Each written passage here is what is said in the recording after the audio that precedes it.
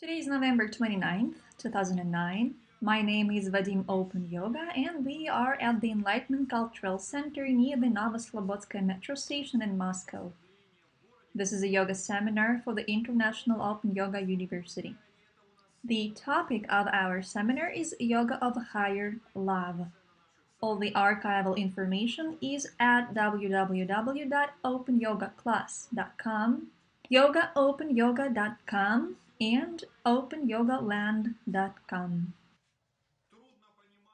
Today we will be talking about one of the most sublime, difficult to understand, magical, and fascinating types of yoga in the world. It is yoga of higher love. It is difficult to overestimate the importance of yoga of higher love for life on earth, for the development of an individual, and for the spiritual practice of each individual person, both men and women. As you remember, all yoga can be divided into one of two methods: classical or fast. The very name, fast methods, implies that these methods can help to achieve results faster than classical methods. However, yoga of higher love is the fastest of all fast methods.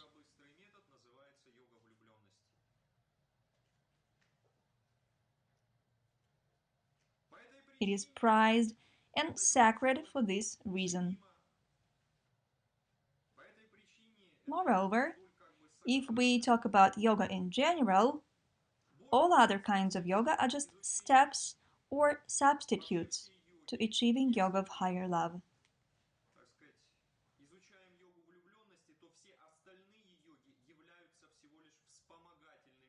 In the tradition of Ananda Swami Yoga School, all other types of yoga are considered preparatory steps to realizing that, first of all, yoga of higher love exists, and second of all, to discovering that it is an extremely important type of yoga to learn.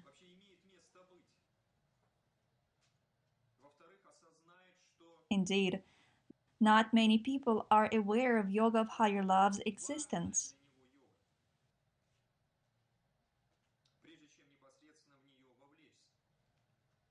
From this point of view, Hatha Yoga, Kriya Yoga, Pranayama Yoga, Mantra Yoga, Kundalini Yoga, and all other kinds of yoga that are associated with the improvement of one's body, including the acquisition of superpowers and various abilities like clairvoyance, clairaudience, passing through walls, and so on, are just stages on the way to yoga of higher love.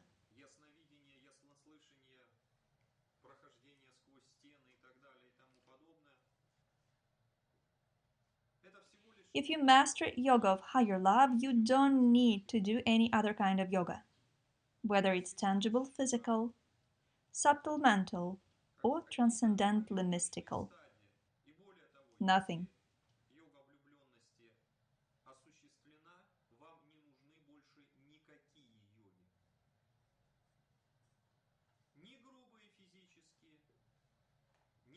This is the standpoint of the Ananda Swami tradition yoga school.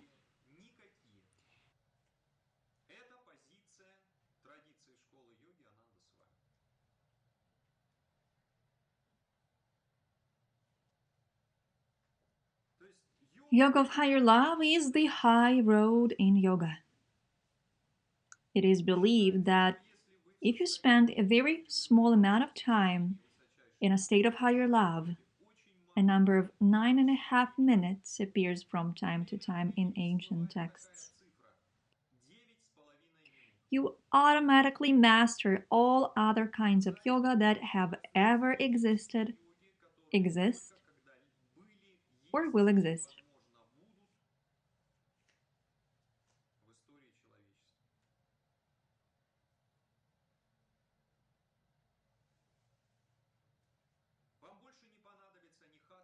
You will no longer need neither Hatha yoga nor any other type of yoga. Nor will you need all the suffering that exists in this world. Why? because you will have fully accomplished the task this whole world was created for, or even have gone beyond it. But you can stay in this world if you wish.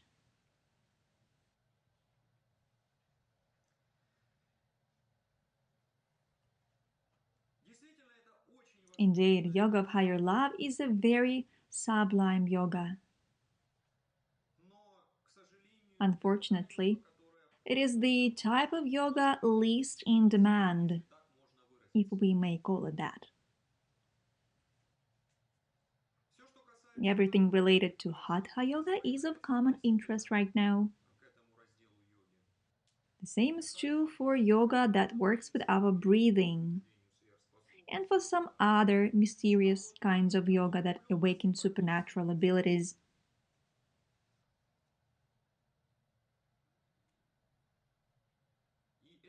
Yoga of higher love, on the other hand, is practically unknown, and it is not clear why. Perhaps it is because humanity has not achieved an understanding about how important yoga of higher love is, or for some other reason. It's hard to say. Thus, today we are going to get familiar with yoga of higher love. This topic is as vast as the ocean, as sublime as a dream, as practical as a locksmith toolbox. All this rolled into one. And it is called yoga of higher love. Technically, in the tradition of the Ananda Swami school, yoga of higher love is a part of the so-called Triad, consisting of three kinds of yoga which cannot be separated from each other. They are intertwined, like three locks of hair in a braid. It is impossible to pull one out without ruining all three, so the whole braid must remain. The same is true for these three kinds of yoga: yoga of the union, Tantra yoga, and yoga of higher love.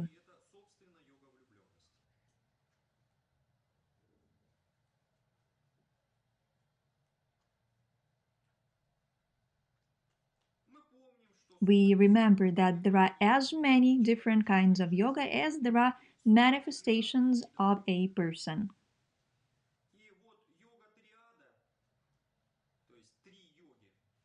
The triad, or these three kinds of yoga, works with these sublime manifestations of human life, states of love and attraction.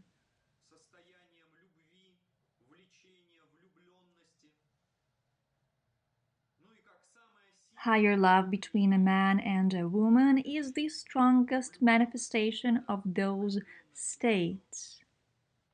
Although, according to the yoga of higher love ideology, they aren't even a man and a woman, but the absolute itself in the form of a man and the absolute itself in the form of a woman.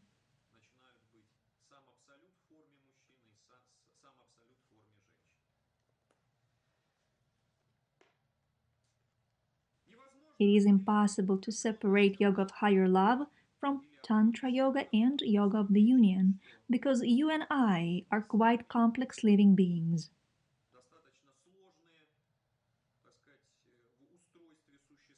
We have tangible physical bodies, and we have subtle and causal bodies. These bodies are interconnected, and it is impossible when we neglect one of our bodies to achieve perfection in the other two.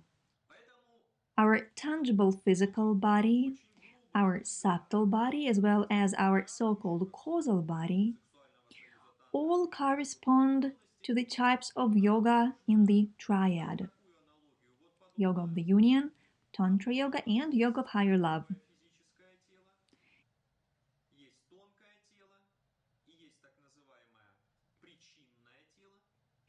Yoga of the Union is related to the interaction of a man and a woman on the level of our physical body.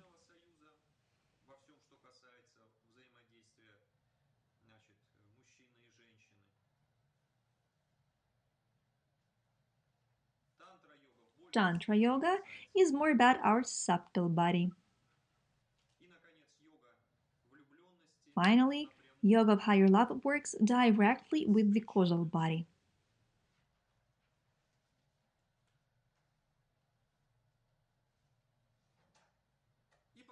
If something impacts one body, the other two will consequently be affected.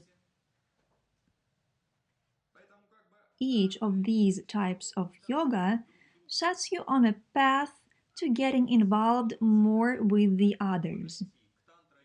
Yoga of the Union helps to approach Tantra Yoga and Yoga of Higher Love. Tantra Yoga helps to get closer to Yoga of the Union and Yoga of Higher Love. Yoga of Higher Love helps get closer to Yoga of the Union and Tantra Yoga.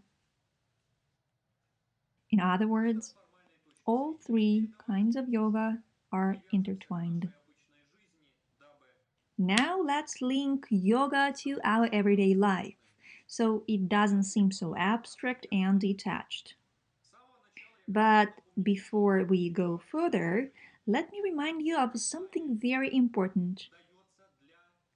Any kind of yoga is for anyone.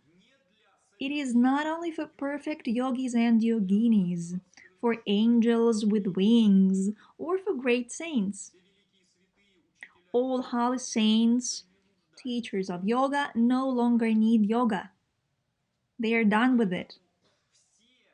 All yoga is taught for you and me with all our weaknesses and all our strengths.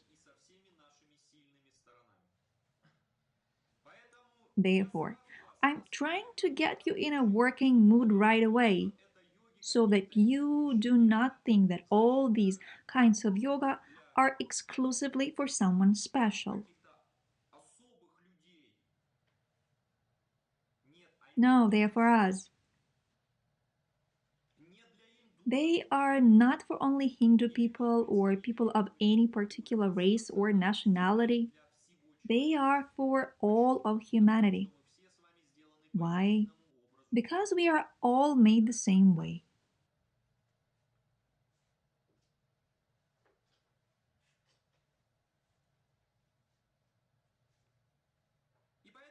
With that said, let's examine things from the vantage point of our real life. Interesting moments and events happen from time to time in our real life. We fall in love. Not everyone has a chance to experience this state. Some people find themselves in this state all of a sudden.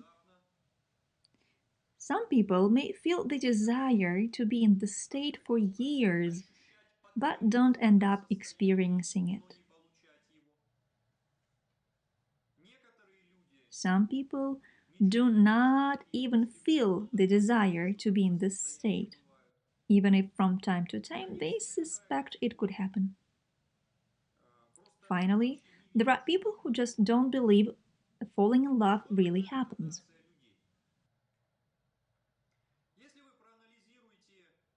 If you analyze literature, painting, music, and so on, you will see that truly great works of art.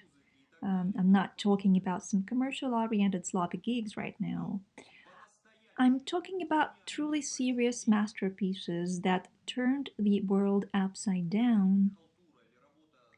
In one way or another,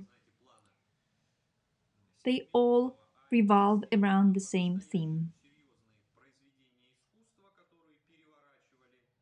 the theme of being in love.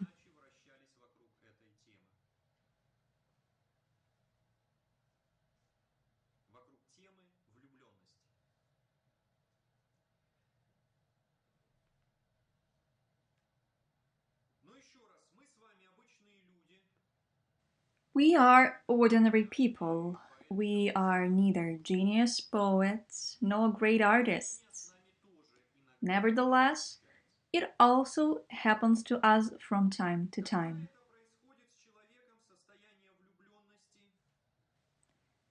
When a person falls in love, everything in a person's life changes: perception, reactions, priorities, thoughts, and external behavior.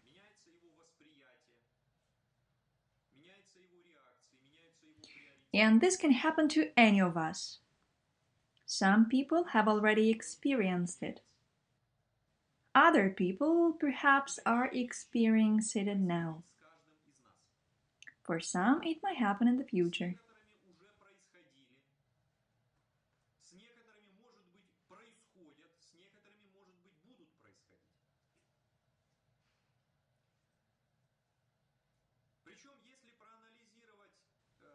Looking at the impact being in love has on one's life, it is clear that this state is the most powerful and life changing event among all the events that occur in one's life.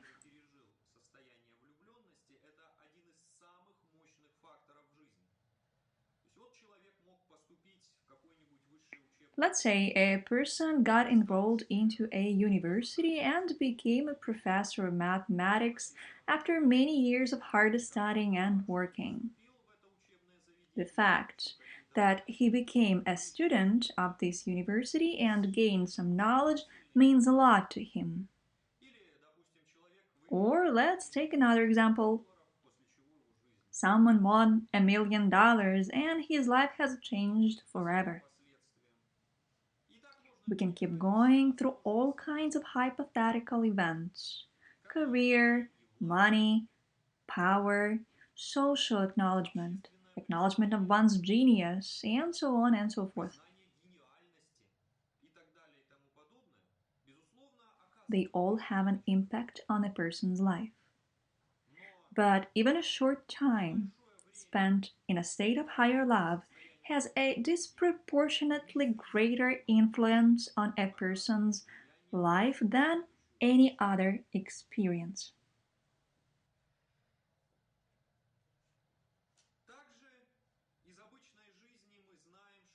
We know from everyday life that the state of being in love tends to disappear as time passes. Again, there are different degrees of falling in love.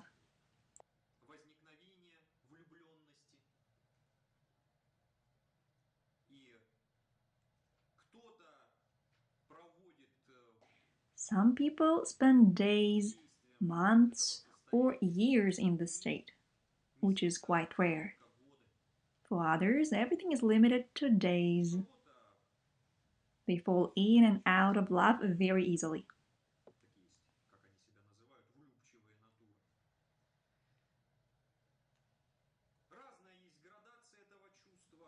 There are different gradations of this feeling.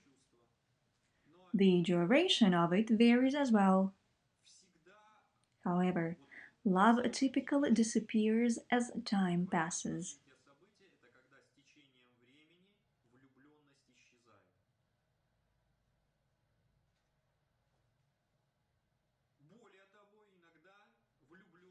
Moreover, sometimes being in love transforms into other life events, leaving scars on a person.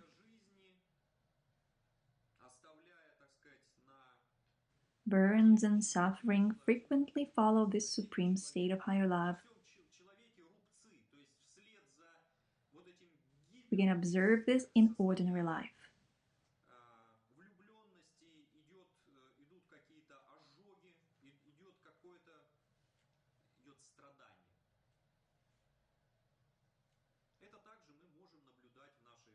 There are plenty of examples of unhappy, unrequited love in literature.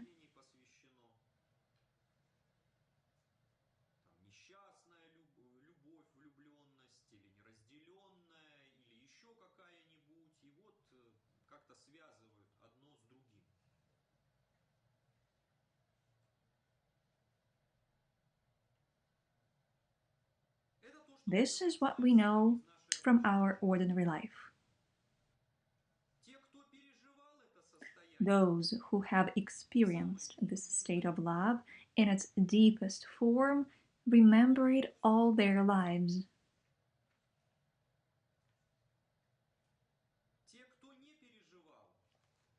Those who have not experienced it may have a desire to experience it, or sometimes people are afraid to experience it.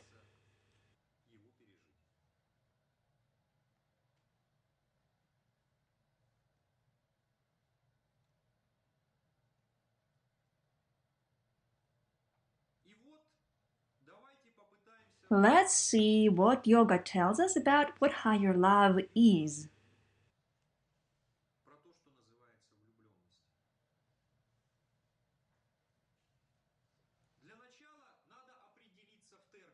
To begin with, let's define the difference between higher love and love.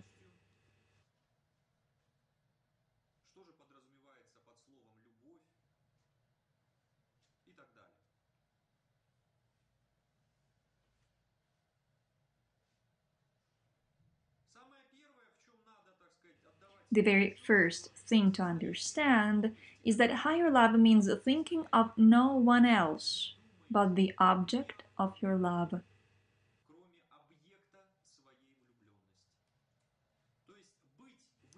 You can be in love with one person only.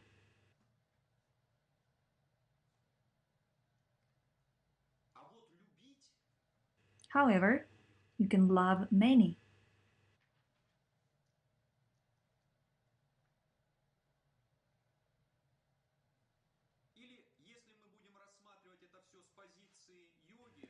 In yoga, higher love means that the vector of your consciousness, followed by your feelings, emotions, and excitements, is narrowly directed at one person.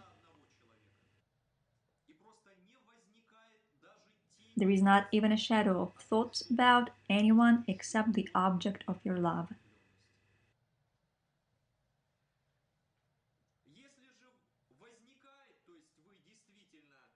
If you have intense feelings for one person, but someone else appears on the horizon, then this state is called love. In love, the level of concentration on one person might be higher than others, but the others still take up space in your mind as well, even if to a lesser degree. Next, jumping ahead, I'd like to make something clear right away from the very beginning to avoid misunderstanding. True higher love, let me stress it again, true higher love, and not an illusion or self deception people experience from time to time, cannot bring any suffering at all.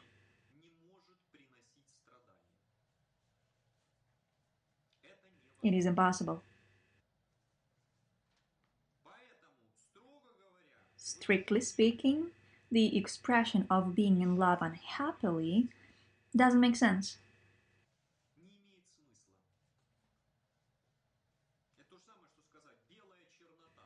It's like saying white blackness or black whiteness.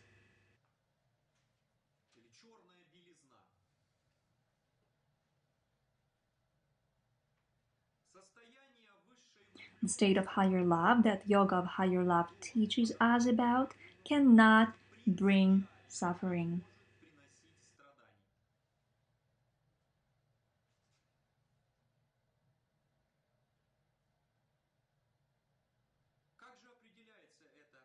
How do you know if you're in the state of higher love? We can say this: when the mere thought that someone you are in love with exists in this world causes waves of insane euphoria, joy, and happiness and dizziness, regardless of whether that someone is with you or not, whether he or she is next to you or far away, whether that person feels the same as you do or not, you are in the state of higher love.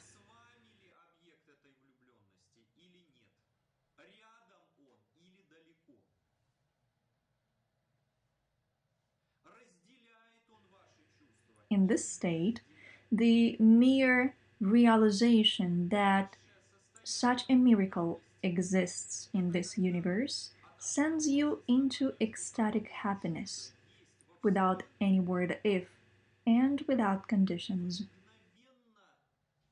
That's it.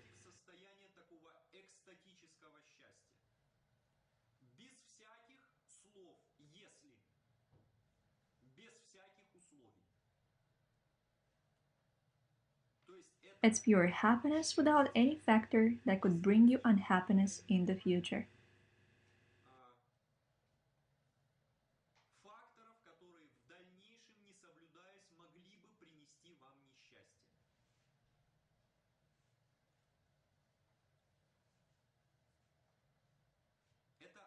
This is the highest level of love.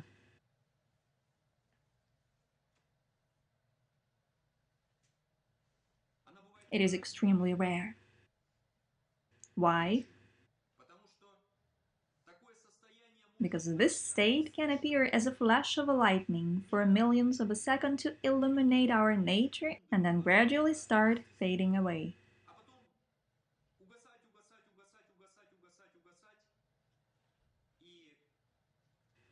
As it fades away, our karma starts presenting itself. We recall our false concepts and beliefs about this world, ourselves, and the object of our love. Words such as if appear. As a result, accusations and conditions arise.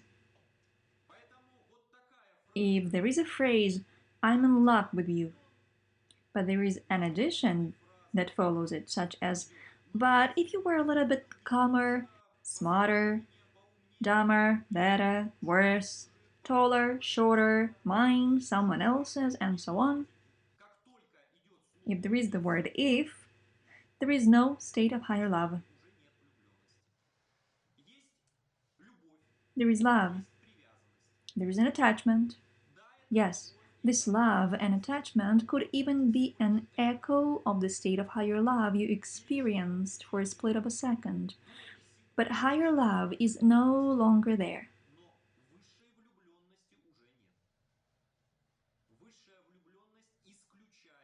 Higher love excludes any accusations, doubts, dissatisfaction, or anything that can cause suffering.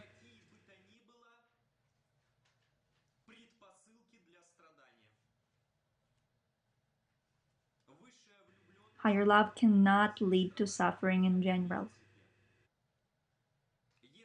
If there is suffering, then it is no longer higher love, but layers of our karma.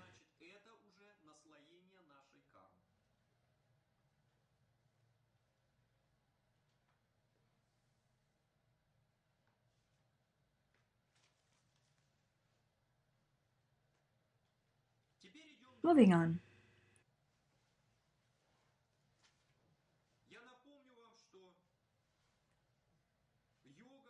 Let me remind you that yoga is the highest teaching based on so-called supreme logical laws of the universe, of which logic, common sense, and logical laws of our universe are just particular pieces.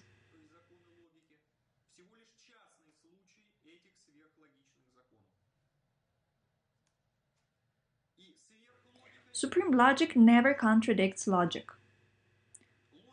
Logic simply gives in to supreme logic or does not give a clear answer.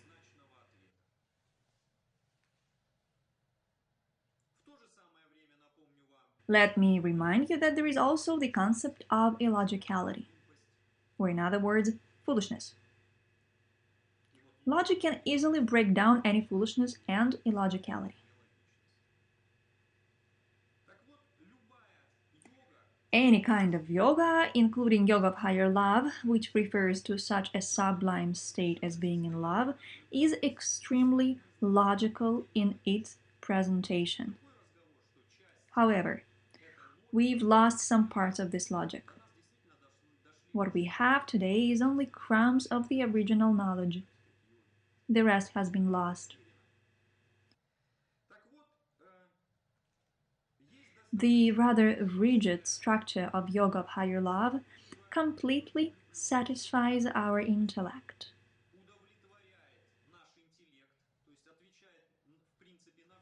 It answers all questions we could ask using our intellect. But at the same time, the intellect cannot grasp the state of higher love. There is one more very important thing to keep in mind to avoid confusion.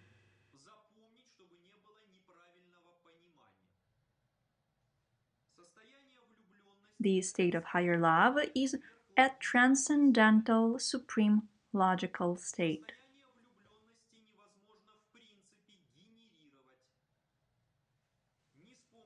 The state of higher love cannot be generated by logic, thoughts, feelings, psychotropic substances, hypnosis, autogenic training, admonition, or improved metabolism.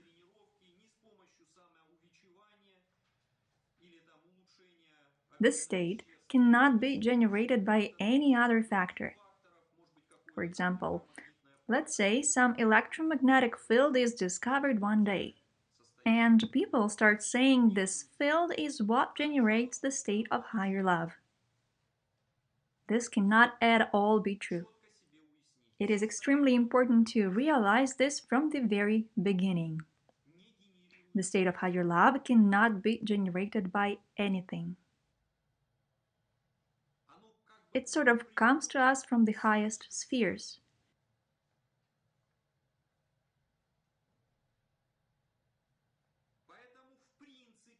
Therefore, it is fundamentally impossible to make someone fall in love with you or to fall in love with anyone at your own wish.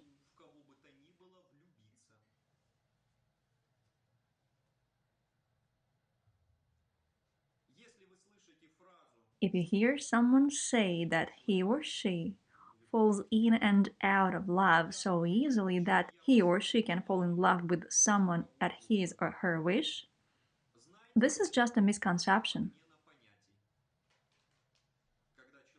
There can be confusion between the two concepts, attachment and the state of being in love. Higher love depends on neither on our efforts nor on anyone's actions.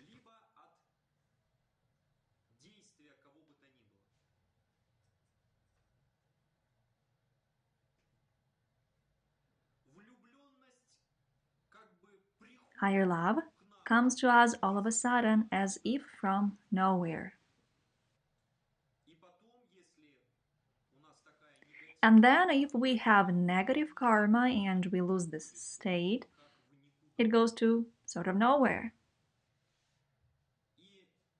It cannot be grasped or measured. In other words, it is impossible to narrow it down to the activity of our brain, like if someone tries to make it look like from time to time. Let's connect an oscillograph, switch here and there, and examine the person who is in love.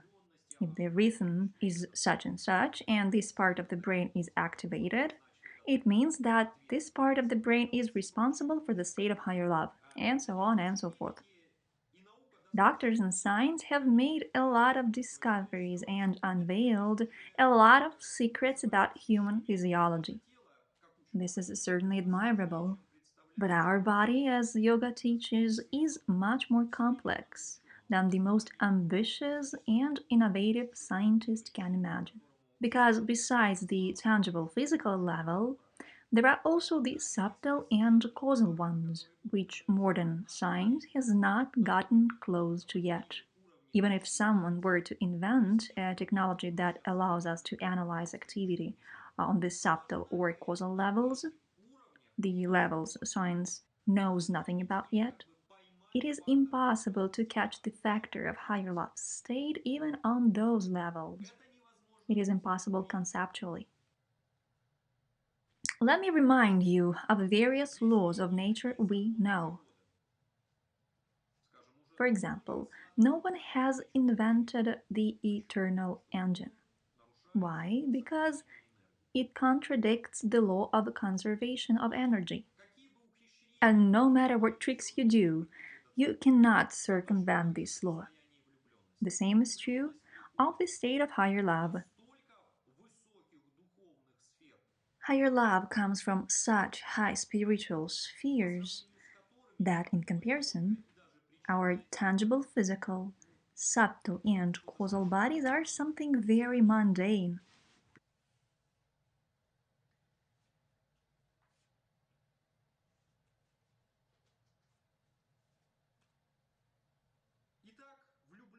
The state of higher love visits us from time to time. However, it leaves us with unfailing consistency.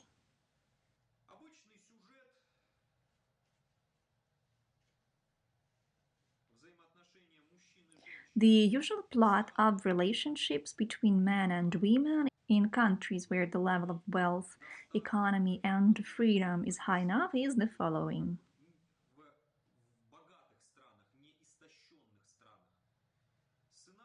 Usually, a man and a woman fall in love and want to be together.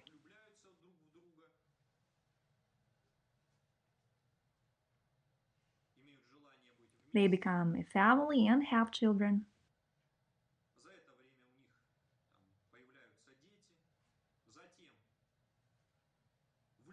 Then the state of being in love tends to disappear.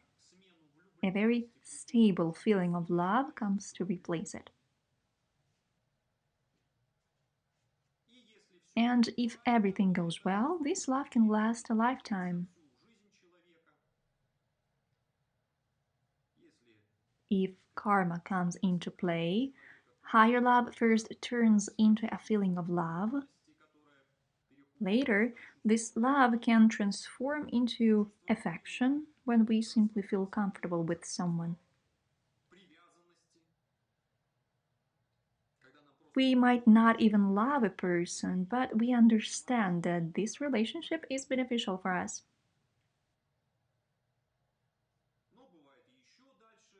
Sometimes we lose interest and grow cold.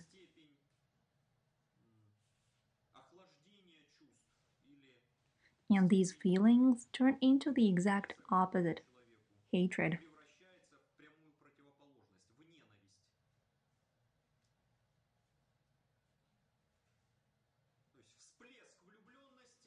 To sum up, a flash of higher love draws a man and a woman together.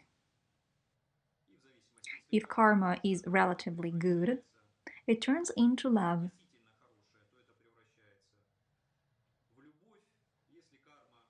If karma is not as good, higher love first transforms into love and then often turns into hatred. In countries that are exhausted from the struggle of surviving and preserving their culture for centuries, what we see in India, let's say, the scenario where a young man meets a young girl, they fall in love, and they start living together is extremely rare.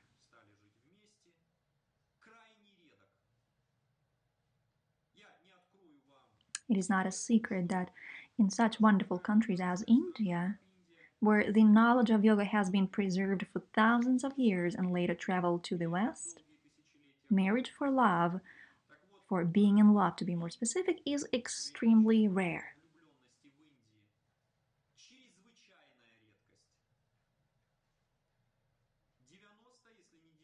90, if not 99% of marriages in India today are contracted for other reasons.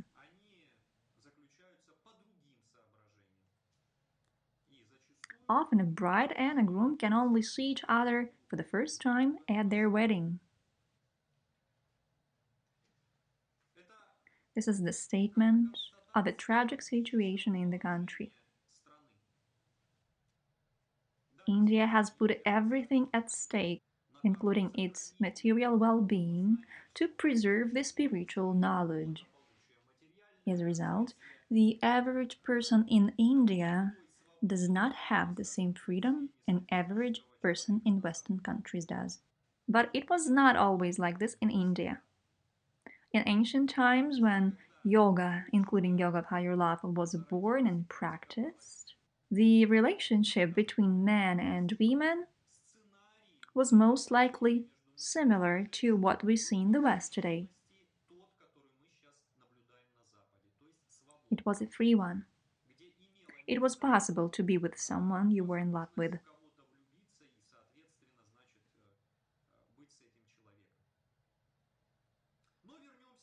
However, let's return to the usual scenario.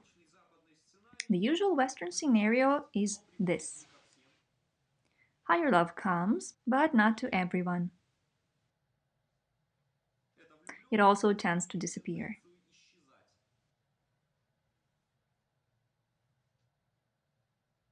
It certainly leaves a lot behind. It turns the lives of people who were in love, even for a split second, upside down. Nevertheless, it disappears.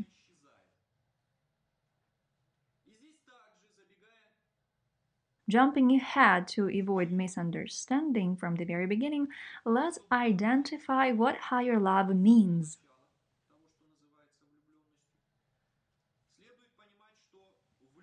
Higher love does not disappear by itself. We destroy it.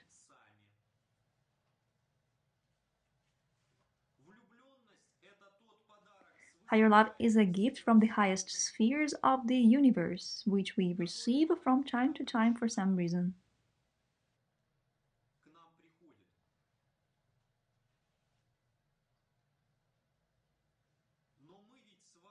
But we are still savages in so many ways.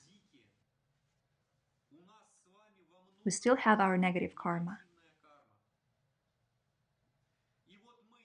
As a result, we begin destroying this gift with our own hands because we simply don't know what to do with it. The fact that higher love disappears does not mean that this state is temporary, random, or generated by factors of lesser importance.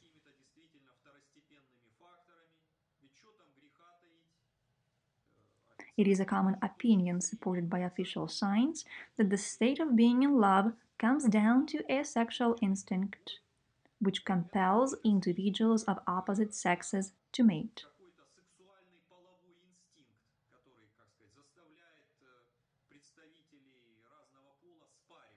It is a common and very materialistic scientific point of view. It is hard to expect anything else from scientists. This is what their approach to human-related and other studies and research is based on. We are here not to judge them. But on the other hand, let's not take for granted everything they say. Whatever is called modern science is only around 300 years old, after all. There was no such term as modern science 300 or 400 years ago. In that regard, yoga is older than science. This does not mean that we should blindly trust everything yoga says.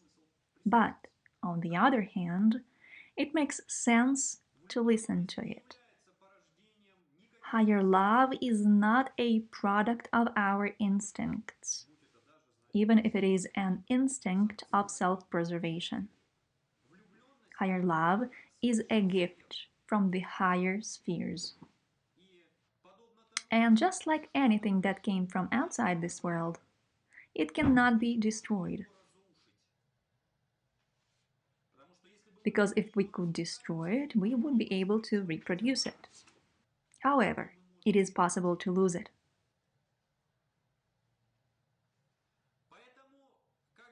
That is why the expression "we destroy our higher love with our own hands" is a rather conventional phrase. But in reality, we do everything we can not to use this gift, to ignore it and throw it out of our lives. Sometimes we even want the opposite. to keep being in love. But with our inept actions,